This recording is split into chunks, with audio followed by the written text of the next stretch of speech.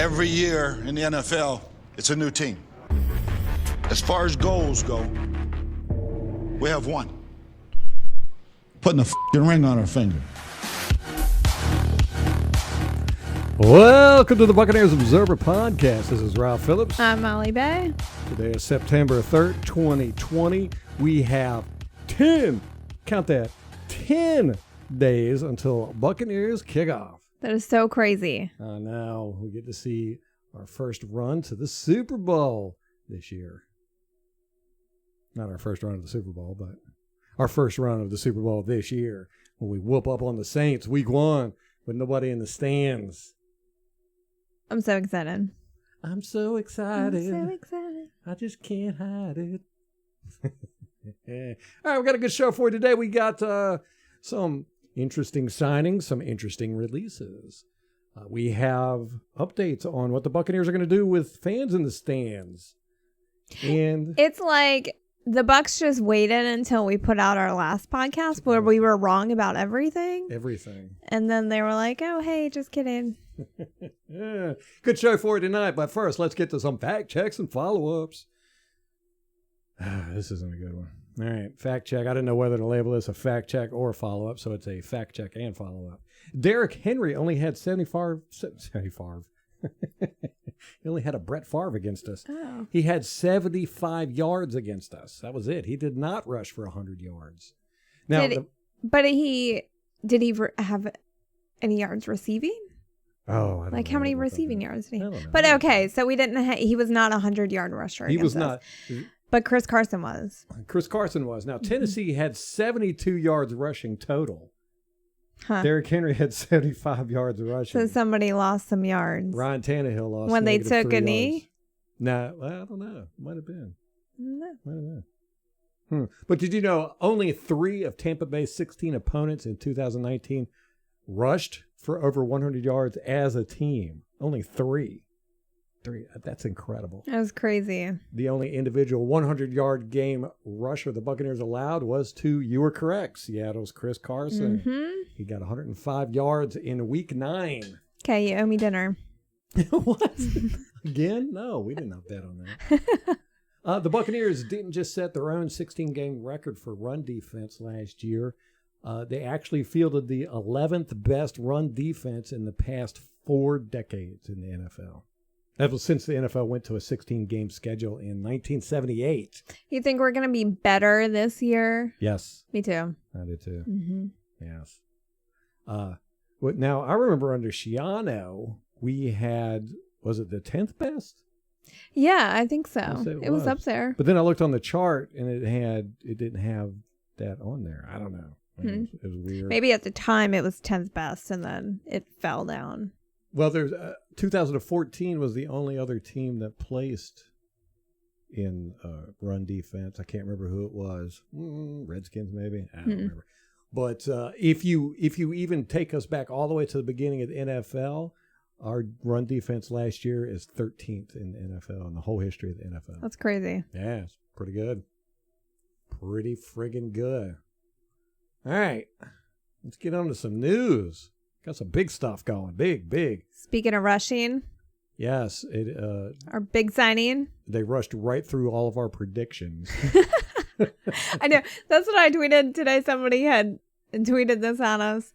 And I said, I think we're like 0-65 for our predictions this offseason. 0-65? Especially, yeah. That's about right. Probably about right. Yeah, we missed the Tom Brady. I mean, I said. Yeah, like Tom Brady, Gronk. I know. It's like one thing after another. And it was just like, I don't think they're coming here. And then they signed the next day. Mm-hmm. Yeah. So anyhow, we signed Leonard Fournette. How you feel about this one? Yeah, I'm fine with it. We talked crap about it, yes, the last podcast because of his character issues and his injury issues. We said he just wouldn't be a good fit for the team. Well, I said the same thing about Tom Brady, and now I'm super excited that he's here. So the same thing with Leonard. So I listened to a couple of Bucs podcasts today to get the inside scoop on all this, and it was Peter Cass that said the character issues aren't necessarily on him. Like, he was really unhappy in Jacksonville, but apparently that whole organization is just, exactly. It's just a cluster. So it wasn't necessarily just him. It's just, and especially since Tom Coughlin, when they hired Tom Coughlin, I forget who it was that said that he set him back like 10 years. Yeah, people don't like that old school coaching anymore. Yeah, it's really phased out. So his character issues, it was just a matter of he wasn't happy with the team. And now that he's on our team, we're making up all kinds of excuses. Well, his injuries were, they were real injuries. Either, right. BA did say that he had contacts that knew Leonard, and he reached out to them, and they said he was not an issue. Your video is still a little choppy. Can you do something about that there, Molly? IT girl, Molly? No? Okay. I don't know what you want me to do. Hocus pocus. Yell at your computer. It's usually what you do, isn't it? I can click about a dozen times. See how that works. Yeah, Fournette, I wanted to look at some game film today. I didn't get around to it because I took a really long nap. Mm-hmm. And he just invited people over. Like, I work remotely. Yeah, and he like dips out, and I'm working. I got a house full of kids, and Ralph's nowhere to be found. I said, I'm going to take a shower, and next thing I know, it was 4:00 in the afternoon. I'm waking up. How do you lay in bed to take a shower? I don't know, but I can figure it out. Ralph likes to tell me he's going to meditate, and then 2 hours later he emerges. Well, it usually starts off meditation and then ends up with dreaming. I know. That's okay. So I really want to look at him. I've had Fournette on my fantasy football team before. That doesn't really count, but you do keep an eye on guys when they're in fantasy football. But he kept getting injured. He kept getting injured. Yes, he's never been good to me in fantasy football. I'm not taking any of the Bucs this year in fantasy. I'm taking all the Bucs. Are you really? Yep, I'm going to try to do a whole Buccaneers. Are you just saying that to me because we're in the same league and don't it's even like think about double crossing, Jedi mind tricks? Not this time. I'm on to you. I'm dead serious. I want a full Buck roster. I'm even going to get the Buck kicker, whoever it is. Get both of them. I'm going to get the Bucs defense, that's for sure. Yeah. So, he's a different style running back than what we're used to. I would put him more, well, I wouldn't even say LeGarrette Blount, but he'd be closer to that, if I'm correct in my, just kind of offhanded watching. Your recollection. Yeah. We'll even see if he gets first, second string, third string nods, because Bruce Arians said that Rojo is the starter. He's the guy. And from the sounds of it, he's really high on LaShawn McCoy. So I think it's going to be a running back by committee. Yeah. I think those three are for sure Rojo, LaShawn McCoy, and Leonard Fournette. And I think in the number 4 spot, it goes to Dare because he's got the special teams. Yeah, I think they'll probably rotate Rojo and McCoy, and then Dare will be the third down back like they were last year. And then they'll use Fournette as a closer. That's how I'm thinking it. Save him for later in the game. And you got to figure he hasn't been at training camp at all, and he's not even in the building yet because he's got to go through all the COVID procedures. So he's got to get tested, which I don't understand that because he's been at Jacksonville's camp. Yeah. So presumably he's already been through all that, right? Yeah. So he's going to start off behind everybody. So he's not going to be the starter for sure. Yeah. How deep he can get into the field, we don't know. But that's my prediction anyhow. I think they will eventually use him probably at the ends of games as a closer. Well, maybe later in the season he'll move up the charts. Yeah, like what if Rojo just kind of craps the bed, or LaShawn McCoy, he's been known to have a fumbling problem. And these guys are going to have to know how to catch. Mm-hmm. What kind of pass catching back is he? Leonard? Yeah. Do not know. Okay. Watch some film. I'm going to watch some film. All right. I'm going to watch all his games from last year. Right. But he is a punishing runner. I know that for sure. Kind of like in the mold of Derrick Henry. And we haven't had one of those in a long time. Yeah. Like I said, LeGarrette Blount, which he's number 27, right? I don't know. He tweeted that picture of him in the number 27 jersey. 27, and that's Rojo's number. Rojo's got 27. So that's another jersey. Well, and it's not like Leonard Fournette is like the seasoned veteran where you just hand over your number. I mean, he's 25. Right. Yeah, he's going to have to stroke a check if nothing else. And that's if Rojo even give it up. Right. I don't know what Rojo's college number was. A lot of these guys get attached to their numbers, becomes their identity. Yeah. Or it has like special significance to them. Yeah. What do you think about it? It's a weird predicament that the Buccaneers are in because we're so stacked at every other position that we got so much talent. Yeah, We've never had this much talent. I know. It's just we're like boiling over with talent, and it's a weird situation that we haven't been in that I've seen where you can just upgrade. I mean, we only have what positions do we really need an upgrade at? Running back for sure. Yeah. And you're talking about superstar upgrade. Just anywhere, like on the team. At the end of last season, what would you say, where could we have upgraded? I would say running back, quarterback. Safety. I mean, there aren't many there aren't many need positions that we have. And so we're in this interesting situation where it's like we can kind of go for slowly upgrading all these. It's kind of a luxury that we have. There's no like pressing needs. Like the most we need is, a decent running back, but we've already got a few. And who was it today in the press conference with BA brought up a good point. He said, how's it feel to have players want to come here? Yes. He said, who was it? Was it Greg Allman? I can't remember. I can't remember. They said, look, you weren't here before, but the Buccaneers have had a hard time getting free agents to come to the team. And now, we always end up, we overpay. We've had to overpay. And they come here and take a vacation, basically. Yeah. So since I've been a fan, it's been a crapshoot as far as free agents go because you never know what you're going to get. And more often than not, they burn us. Yeah. But now we've got guys willing to take less money to come and play here. So this is what it's like to be a Patriots fan. Speaking of which, Cam Newton was designated the starter to the New England Patriots today. That surprises me. That surprises me. I mean, I haven't paid attention to their camp, so he might be having like a phenomenal camp. Well, even still, it's just I just don't think it's going to work. I'm going to say halfway through the season he'll be benched. I think this was the one prediction we made last season that came out right. Yes, yeah, we predicted Cam Newton wouldn't even make it through the season, and he'd be gone at the end of the season. We were correct on that.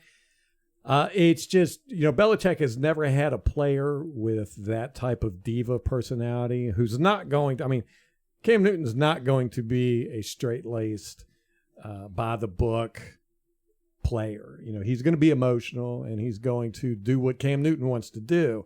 It's just going to be a weird fit in New England. It's going to be very, very interesting. I don't think it's going to work, but you never know. It's Belichick. It's going to be interesting because now Belichick doesn't have an excuse. Before when he had Stidham, you could have said, well, he's grooming a new quarterback. If he sucks this year, it's because he's kind of rebuilding the team and everything. He doesn't have that excuse now. This is a real showdown between who was it, Belichick or Brady? And if Brady comes out and kills it, Belichick doesn't with Cam Newton, then we got the answer, which I'm hoping that's going to be the answer. I was going to be Tom Brady. I suspect it's going to be a little bit of both. I think it's more Belichick than Brady, but you hush your mouth. But I think a lot of it is mental too. And if Tom Brady for 20 years has been told he's the GOAT, irrespective of who gets the credit for that, I think you still carry that. Okay. So, yeah. I'm cool with it. Whatever. I guess it's kind of a cop-out. It's a little... he's got that confidence and that Well, it's just so wild. I mean, Belichick has never played without or never had success without Tom Brady, and Tom Brady has never had success with Belichick. Big question has always been, who's the most important one? We're going to find out this year now. But I will say that I haven't followed the Patriots too much, but from what I've seen, it seems like they're kind of a mess. Like they had a lot of people opt out, and the quarterback thing and bringing in Cam Newton, which I'm not really a fan of, but I don't know. I think it's going to be We'll awesome. see. Yeah. Buccaneers are not having fans. They announced it. They're not going to have fans for the first 2 home games, September 20th and October 4th. They will assess after that. So Jenna Lane tweeted a picture of the Tom stadium. Oh. No. I don't know. Let me look at this picture. Tom might be in there somewhere. He's in there somewhere. Okay, I don't see him. With little heart emojis. That's not to say he's not the background on her phone. But all the seats are like zip tied. The seats are zip tied? Yeah. Let me see that. Go to Jenna Lane. She's got... That's just weird looking. So I guess for social distance, I don't know. I don't know if that whole section Can they're you like share your blocking screen? off. Do you know how to do that? No. Okay, never mind then. Sorry. Yeah. IT girl Molly.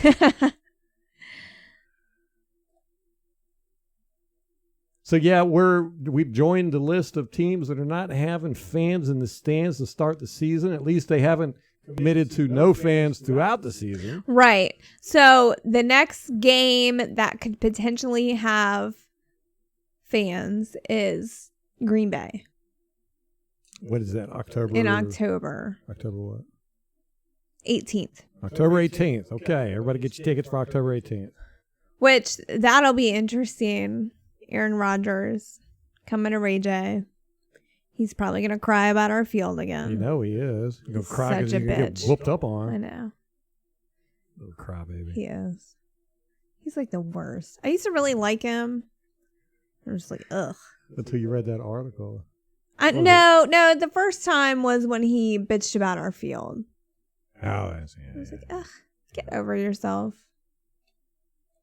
So we also released Kyle Love today, defensive tackle. That's right. That really surprised me. yesterday. I was happy we got him as some backup, and now he's gone. Yeah, so Kind of surprising. Jenna Lane tweeted that it cleared $750,000 in cap room, and kind of made way for Leonard Fournette.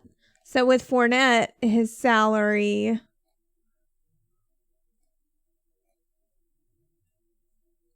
Let me see. He's got a $2 million salary. And then... Is it a 1-year contract? Yeah. Okay. And we had $1.26 million in cap space. This is per Greg Allman. So adding his $2 million salary, and then with the $750,000... Oh, I don't know. This math, how does that work? Anyway, Greg Allman was tweeting that we had $13,000 left. $13,000? Yeah, in cap space. And that was after, because the salary cap only counts with the top 51 of your roster. So I guess he bumped somebody down. Mm-hmm. So then we weren't necessarily using $2 million in cap space. But then, so now Spot Rack has us updated, and they're showing our available cap space at $175,000. Yeah, we gave Fournette a 1-year deal worth a max value of $3.5 million.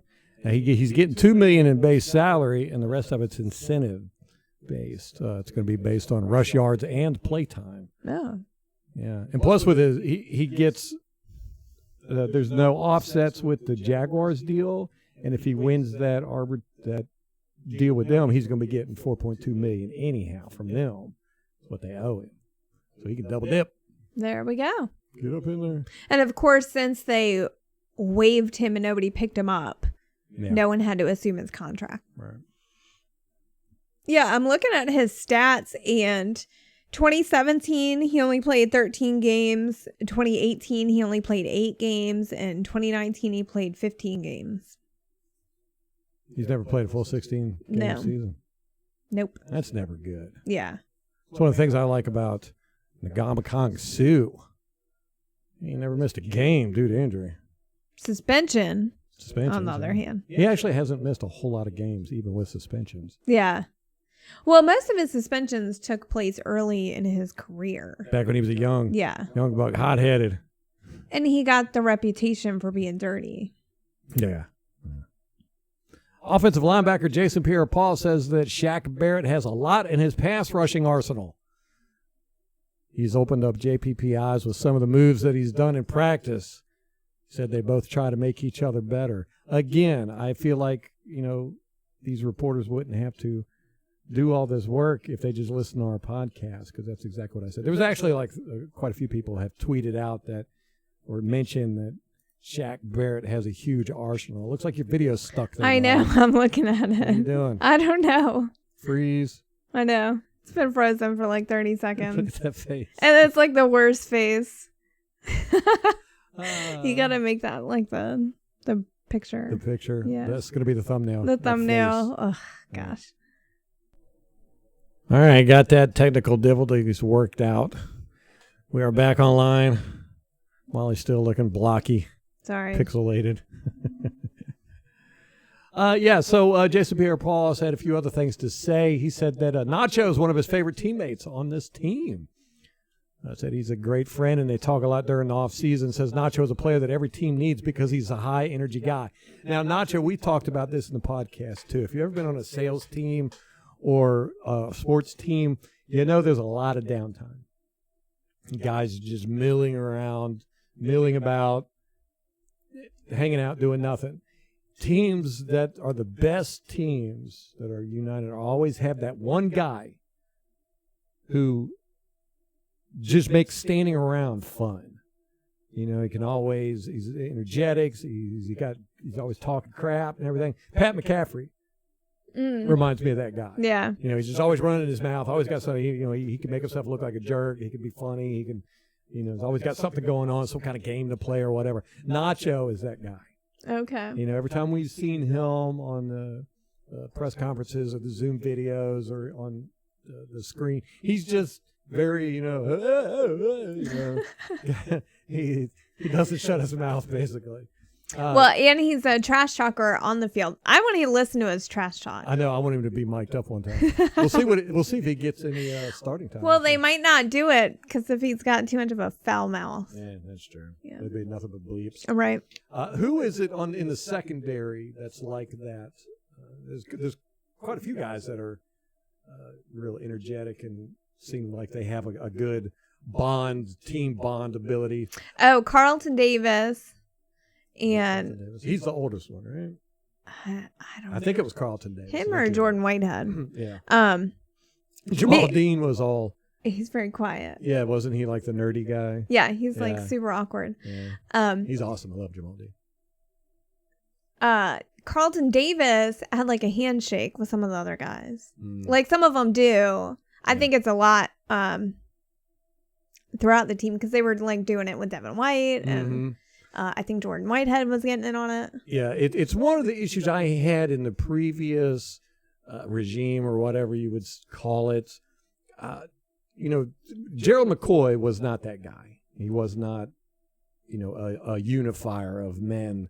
Devontae David is not that kind of guy. He's quiet and everything. And Ndamukong Suh's not that kind of guy. Vita seems to be a little, he likes to BS. A lot of the guys on the offensive he's goofy. line. Yeah, he's goofy. But Levante David, Devin White seems to be, I haven't quite figured him out yet, but he seems to be taking over a very big leadership role. Yeah, he's a big personality. Yeah. He's got a lot of personality. And him and Leonard Fournette they were teammates at LSU. And they've got a real good chemistry. As a matter of fact, when Fournette, they were talking about him coming to the Buccaneers, Devin White was on there tweeting about it. He was like, tweeting at Fournette. And when he signed, Devin White said something about, you got some real hitters on this team now. You don't have to worry about faking it or something. Oh, no. Yeah, the team seems to have really good chemistry. Like, I saw a tweet from one of them today. I forget who it was. I want to say it's Sean Murphy Bunting, but it might have been somebody else. Said they just love this team. And so it's good to see that kind of rapport and chemistry. Yeah. Shaq Barrett did a press conference today. Didn't really get a whole lot out of it. Yeah. He seemed kind of canned in his responses. But he did talk about Tristan Wirfs, and he said that guy's the real deal. He said he's going to be a problem for a lot of pass rushers. Really? Now, yeah, that's coming from probably the best pass rusher in the league. And you know, these guys are going to talk their teammates up. But I did get the impression that he was just like, "Oh, this guy's serious." Well, they've all done it. They've all talked about him like that. Ryan Jensen said the same thing. And on the Ira Kaufman podcast, they brought that up. And Lee said, you know, they do that. Like, they're not going to go in front of the media and start bashing their teammates. Right. But it's like, how much do they say? And he gave the example with Caleb Benenoch. Like, Jensen made comments like, yeah, he's improving or whatever, but it wasn't like a glowing review. Yeah. He's not completely horrible. Right. So for them to say as much as they are about Tristan, it seems like it's a good sign. Yeah. Yeah, and I saw a picture of Tristan Wirfs today. He was standing beside, I think it was Ryan Jensen and somebody who, I'm not sure who they were. I don't think they were a teammate, but they were a big guy too. And he dwarfed him. I mean, he was really? Yeah, he was huge. He was just, you're like, wow, that's a big dude. Really? Yeah, he's a big guy. And he's not like, you know, like Donovan Smith's kind of a big guy, but he's not what you would look at and go, that looks like an athlete. Yeah. You know? Yeah. Tristan Wirfs, you look at him, you go, wow, that's he's packed. He's nothing but muscle. Really? He doesn't have a big gut. Really? Well, you know, like after they're kind of chubby always in their rookie year, most of the guys, like all over the team. And then it seems like their second, third, fourth year, they kind of slim down. Like, remember Josh Freeman? We learned later it's the cocaine, the cocaine diet. He said he quit Taco Bell, but oh yeah. I wonder what Josh Freeman's up to right now. Oof. Sad story. Yeah, I don't think I want to know. I was so excited about him. Sheesh. You know, remember when he posed it's the Michael Jackson. Yeah, with the Michael Jackson with the tigers and the white suit. Yeah, that's what we should have went. You know, I made that my banner on Facebook at the time. Loved him. You know, I was talking about this is going to be a jam-packed podcast, but we're pretty much out of stuff to talk about now. We blew our wad already. I know. I thought you were going to talk more about Leonard. I haven't watched film on him. Yeah. Oh, I do have some Kamara news. So apparently it was just a total lapse in communication is what it sounds like. And they're saying now they're going to work it out. Jeremy Fowler from like ESPN. I know. I'm like you get in a fight with your spouse and you're posting it all over Facebook, and then you make up and you feel dumb because you aired out all your dirty laundry.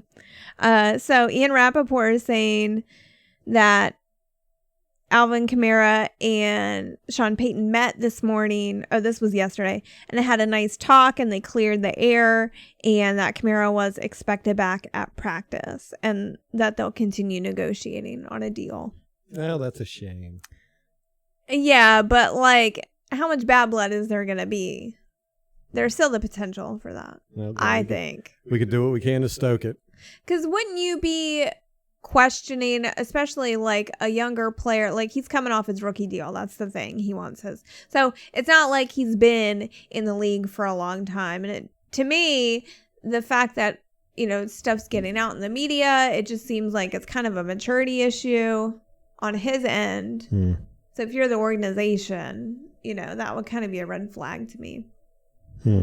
On the other hand, there was part of it that got out from the organization about them trading him. So on his end, I'm sure there's a kind of a trust issue, and the fact that probably freaked him out. Yeah, and then he had to hear about it in the media, and I'm sure he's a little confused. Like, hey, I've been in the building, And they're saying, how do you not know a player is in the building? Something's weird there. Yeah. Like, he apparently is not going through the proper protocol. I don't know. I mean, they've got to have a procedure for that. Like, if you're injured, you got to report to somebody and you got to be doing X, Y, and Z. Yeah. I don't know. I'm just throwing things out there. It just seems like they'd have kind of a way to do that so that this kind of stuff doesn't happen. Hey, I got to say something to the Buccaneer fans. A lot of crap has happened this year. A lot of bad stuff and a lot of depression going around. We're blessed, man. We have probably gotten the best 2020 that people could hope for. If you're a diehard Buccaneer fan, this is really the best team that we've ever had, as far as personnel, talent, and all that good stuff goes. Could you imagine what it'd be like if we didn't have this, how 2020 would have been? Yeah. I mean, this has really helped me, having the Buccaneer stuff. I mean, I'm not going to lie. It's been kind of a sad, depressing year. But the Bucs stuff has been positive. There's been no negative Bucs stuff. And we got to consider that as a blessing, us Buccaneer fans. As a matter of fact, Scott Smith had put out, he said, for as much bad as 2020 has brought, it may just go down as the greatest sports year in Tampa Bay history. It's true. And this is why sports are so important. I know it seems like, they're kind of non-essential and, there's How did that become a part of our lexicon? COVID has brought essential services into our lexicon. But, you think about these millionaire athletes and they're kind of pampered, and sometimes they're babies and, you kind of think like, why did these guys get paid millions of dollars, for playing a game for a living? But it does just go to show like sports are an important part of culture. And and we brought this up before as far as like the social justice issues that are being kind of dragged into the NFL. And it's important for some players, these causes, but on the other hand, you get some fans and other players and coaches that feel alienated by it. And people will tweet criticism at the players a lot where they say stick to sports. And I get both sides of it. Like, I don't think players should just have to be quiet and all that. But at the same time, it's like the thing that's great about sports is that they're just a great unifier. Like, you can bring people from all backgrounds and you come together for a common cause. Like, I'm sure people who are listening to us are completely different lives than us. And, we would probably never come together but for the Tampa Bay Buccaneers. Good point. And so I just think that for me, I do place more value on sports than I did before, even though you kind of take it for granted and you're like, oh well, they'll always be there. But now that they're not, and it's like people don't have anything to focus on, and viewership is down for a lot of sports, it's like they do play an important role. Yes, and as Buccaneer fans, we should be very thankful for the way our season has gone so far. Now, let's imagine, think who's had the worst offseason. I don't know, probably Cleveland. I mean, they're always you can always down say there. Cleveland. Jacksonville, because they're like trading everybody away. I know. 2020 has sucked anyhow, and then your team just implodes like that. Yeah, you'd be miserable right now. But we've had the Buccaneers to help, pull us through all this mess. Yeah. So, Buccaneer fans, don't be despondent. Be happy that we've got this. Because we've got this. We're going to the Super Bowl. And it seems like the team really has a lot of momentum, too. Like, despite all the restrictions and the different training camp and all that, it seems like the team is very focused on football and winning and the goal at hand. Like, how many teams are really going to have suffered because of the lockdown or the change in the schedule or, you know what I mean? Like, not able to adjust to everything that's been thrown to them. Yes. And we've got one day more practice than some of the teams because we didn't do the, a lot of teams took off. I think it was like 9 teams, 7 teams, something like that, took off practice for the shootings. And no matter what you think about it, whether you agree with it or disagree with it, you got to admit, they lost a day. And when you have a short preseason like this, one day means a lot. So, it's going to help the Buccaneers that we didn't do that.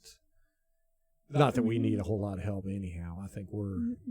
No, I think it's player evaluation. They need the time as far as the player evaluation for those, 6 to 8 roster spots and the practice squad. But otherwise, we were figuring out they're only going to have to cut, 11 people? Is that what we figured out? Because there's 16 people on the practice squad. They've got to get it down to 53. They've got 80 now, so that's 69 that they're going to be able to keep. Out of 80, they already cut Love, so they only got to cut 10 more players. Right. That's not that much. But the practice squad guys have to clear waivers. That's right. So there's that risk. And, people have brought up in the podcast I listened to today that with Keyshawn Vaughn, we can't put him on practice squad, somebody will grab him. Yeah. Do you cut a 3rd round pick there's no way he's going to clear waivers. I don't think so. I don't know. I don't know either. I don't know anything about the guy. I don't either. But, when you pick a running back that high, I don't know. All right. This is a short podcast. I really thought we had a full hour's worth. Nope. That's it? That's all you got? That's all I got. Let me think. Let me put on my thinking cap, see if I can come up with anything else. All right. Thinking cap's off again. Molly had informed me she had a whole bunch of stats she wanted to talk about with Leonard Fournette, but we covered some of it. She doesn't want to go through it. But she did bring up that Pro Football Focus, the people that we rely on for all of our information. That Ralph loves so much. Thinks is so reliable. Yeah, in case you don't know, I think they suck. But Pro Football Focus says that his pass protection is atrocious. Is that right? Yeah, pretty bad. That's bad. That was something else I was going to bring up. His pass protection needs our running back's pass protection was horrible last year. Yeah, and we need that this year. We have to have it. That's the only thing our running back's really going to be good for is pass protection and checkdowns. They got to be able to catch the ball and they got to be able to block. That's what our running backs need to do. If he can't pass protect, like I said, then he'll definitely just be a closer. Yeah, I think that's something they need to look at. Yeah. And I hope that they've been working with Rojo in particular this offseason on his pass protection. Yeah, all of them were bad. And not just missing once or twice. They generally missed all of them. Dare, Rojo. With Rojo, it seemed to me like he just kind of phoned it in. He didn't even try. Really? Yeah. Oh, you mean with the with his pass protection. To me, it looked like they got confused a lot. I mean, they would totally whiff on guys and everything. Sometimes they'd get just bowled over. But, yeah, we got to step up our pass protection for the running backs, that's for sure. But, Brady gets the ball out quick. If he feels pressure coming, he's going to throw it. So it's not going to be that big of a deal. But we can't have running backs again that are missing assignments. That's for sure. And if Leonard Fournette is that just even solidifies more into me that he's just going to be a closer. Interesting. I wonder how McCoy is.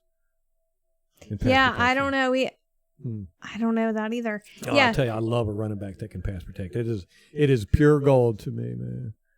When Cadillac Williams, he was great. It was the guy from Minnesota. McKinnon? No, it was the other guy. He was probably one of the best I've ever seen. Latavius Murray? Nope. Can't remember. Anyhow, he was really good. I'm going to think of it. Yeah, as soon as the podcast is over, I'll remember it. But, that's interesting. So, I'm going to keep an eye on that. We're going to find out, can Leonard Fournette pass protect? It's one of the things about running backs that just don't get it.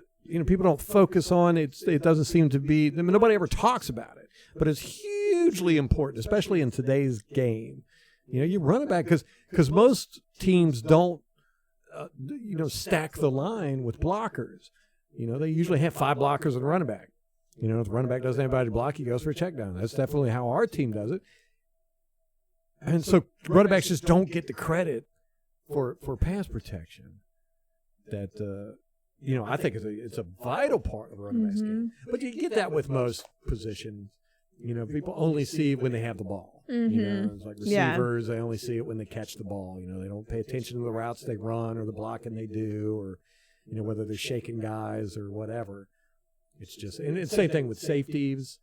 People will crap all over safeties if somebody catches the ball and a safety is near them. They'll be like, that safety, missed that particular, and you're like, you have to look at the game film to see who actually, a lot of times the safety will be doing their job, but the cornerback will mess up. Yeah, or it happened last year when it was supposed to be the linebackers in coverage, and they blew their coverage. Yeah. Made the safeties look really So bad. then everyone was screaming about the secondary. Mm-hmm. Yeah. And so, again, watch game film. It's it'll change the game for you, seeing how everybody has to do their part and who doesn't do their part on a consistent basis. It pops out at you real quick. You should look at LaShawn McCoy and Fournette for their pass protection. Yeah, definitely going to do that. Going to write that down on my list right now. I wish I wouldn't have napped today. But then again, if I wouldn't have napped today, I'd probably be too tired to do this podcast. Yeah, we wouldn't be doing it. Yeah, we took our walk today, and it was like 100 degrees outside, and I was like, man, I don't know if I'm going to be able to do a podcast. I'm tired. Then I got a beer in me, and I was like, okay, I can do this. Really, the beer makes me more tired. Nah, it gives me energy. That's my elixir of youth. It's like Samson's hair. I was just thinking how I need to get beer for next weekend. Yes, you got. Very excited. You got to get some beer. What are you going to drink this year? Miller Lite. That's how I always roll. I'm You a know Yingling what? guy now. Yingling Gold. When we first got together, you were a Miller guy. Oh yeah. Drink Miller all the time. Now you're like a beer snob. Is that what's going on? I'll never be a beer snob. I'll drink anything. I don't care. But if I get to pick, it's gonna be Yingling Gold. That's my new favorite. Beer just tastes better with football. I don't know what it is. And fried food, I always want like a big. There's a restaurant we go to where we always get the platter with everything fried. Here's what she'll do. She'll go, you want to go out and get drinks? I'll be like, yeah, let's go out and get drinks. Kind of find out that's just a way for her to trick me into going out and ordering fried food. Yeah. She doesn't care about the drinks. She true. just wants a big basket of fried food. I'm over there getting drunk. Like nachos or cheese fries or... I don't know. It just tastes better with beer. Leaf beer, Leiffe, some weird beer, and it comes in like a smaller bottles. That beer, I don't know what it is. It's not like got a high alcohol content. I think it's like around 7% or something. But when I drink that, I get drunk quick. I drink like 3, and I'm like, whoa. Yeah, I like that beer. It tastes good too, though. I got a friend of mine who's always turning me on the weird beers. He keeps well, now that's like the thing. And you get all the grocery stores with like the huge beer sections. Yeah. And then that's what we do. We'll go to the grocery store and just walk through and be like, oh, that looks interesting. And 99% of the time, the beer tastes like crap. They're horrible. Yeah, they're really horrible. But, I don't care. I'll drink anything. But every once in a while, you find that golden elixir, man. You're slow. That's what the breweries are good for, too. We had how did this podcast turn into a beer? I don't know. The Budweiser had made, there was 2 beers. A Culto they made, which we didn't know this. It was tequila beer. Best beer I've ever had. Man, it was delicious. I didn't like it. We would drink that stuff every time. We got to where it was like we didn't even try any other beers. It was just, we'd get a case of a Culto, put it in the refrigerator. That's all we drank for like a year. And then all of a sudden, we couldn't find it anywhere. We went to buy it. It was gone. And we ended up going to like 15 different stores looking for it. It was nowhere. We're like, oh my gosh, what happened? We'll come to find out it was made by Budweiser. We didn't know that. I normally don't like Budweiser beers. But they did it. It was a seasonal beer. Or they just did it for a year or something like that. And then they just stopped. I'm like, they should tell people this. They didn't even think of you when they did it. Me, man. That's so rude. And so then they did that with the Budweiser Jim Beam. It's a delicious beer, too. And we drank that one year and really got into it. And then they stopped it again. And we were like, oh, no. I think that one's seasonal. Right. Yeah. But then we found out it was seasonal. So it's going to be coming back right around football season. Yeah, So yeah. I might get on that train. I'm just drinking it for the effect. Yeah, that's. But I drink so much of it that I might as well put some flavor in there every once in a while. Yeah. All right, I think that's going to wrap it up for us. We've heard enough about the beer drinking. We're getting it on the brain. We're preparing for football just like the players are. Oh my gosh, hold on. We just got some news. A former NFL assistant coach was arrested on sex trafficking charges. Oh, who is it? I don't know. Please don't be with the Bucs. Please don't be with the Mikal Bucs. Smith, Mikal, was arrested Wednesday afternoon at his home in Tempe, Arizona. He's the son of Lovie Smith. No. Oh my gosh. What? Oh no. Lovie Smith is coaching at the University of Illinois. He was a former coach of Chicago Bears and the Tampa Bay Buccaneers. Absolutely horrendous coach, but I don't want to see this happen. Oh, that's bad. We'll see if we got any details. Hold on, guys. Hang in here with me. Oh, and they show the Buccaneers Stadium. This is the Charlotte Observer. Of course, a bunch of jerk-offs. Former NFL, this is their title. Former NFL assistant coach arrested on sex trafficking charges, and they have a big picture of the Raymond James Stadium. Didn't he coach with the Bucs? Like, didn't Lovey bring him in? I don't know how many kids he has. That's right. He was our safeties coach, wasn't he? Maybe. Oh, let's find out. Other charges that Smith is facing include conspiracy, illegally conducting an enterprise, and threatening or intimidating. Ooh. This is coming from Attorney General Mark Brnovich. There are no vowels at the beginning of that name. It's Brnovich. Never seen an again name like that. Smith, along with co-defendant April Mai Rasmussen, are accused of operating and maintaining an illegal prostitution enterprise from December 2008 to September 2019. Rasmussen is also accused as working as a prostitute. So that was when he was with the Bucs. No. He's 43. He was a secondary coach with the Tampa Bay Buccaneers. Dang it. Oh, man. Okay. It is alleged that Smith and Rasmussen induced and encouraged an adult female victim to engage in acts of prostitution for over 2 months. That was a lot longer than 2 months. December 2018 to September 2019. There must be other people involved. Smith purportedly used constant surveillance and threats of retaliation to keep the victim under his control. Oh, so he was a pimp?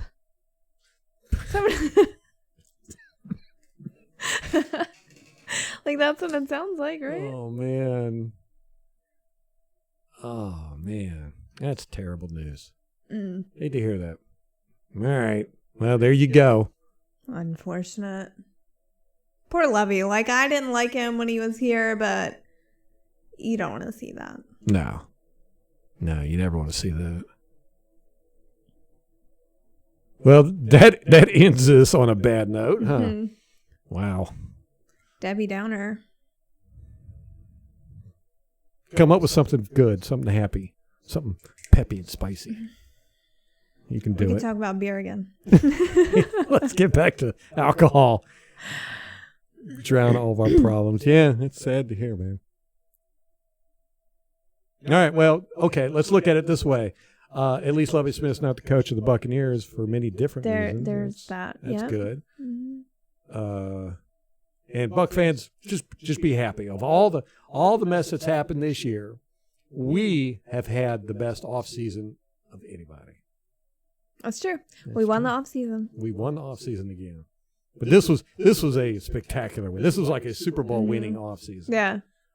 Yeah. I'm putting money down tomorrow on the Super Bowl. Tampa Bay winning the Super Bowl. Don't do that, because the last time you did that, we got our asses kicked by the Tennessee Titans. Remember that? Yeah. But this is different. Hey, you got to put your money where the mouth is, I know, right? You're right. You're right. Anybody know some good sports betting sites that got good lines? Let me know. The ones I usually use, I'm like, with them. I don't like their lines right now. So if you got some good suggestions, shoot us an email or let us know in the comments below. If you want to get in touch with us, you can follow us at Twitter. Our handle is @Bucs_Observer. You can visit us on the website, BuccaneersObserver.com. And, of course, leave us a comment down below in the comments section. You got anything else? Nope. All right. That's going to wrap it up for us. Till next time. Go Bucs.